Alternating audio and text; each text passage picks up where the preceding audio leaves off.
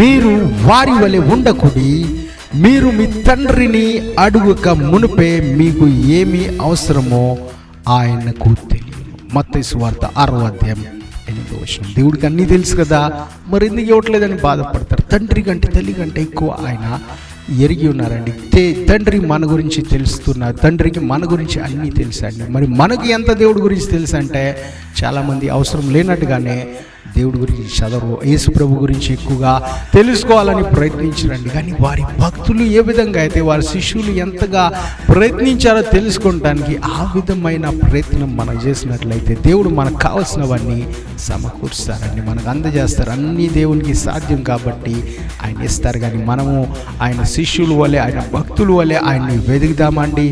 ఆయన కావలసినది ఆయన ఏ విధంగా మనతో మాట్లాడాలని కోరుకుంటున్నారో మనము ఎక్కువగా ప్రయత్నిస్తాం, తెలుసుకుందాం. దేవుడు మిమ్మల్ని దీవించును గాక.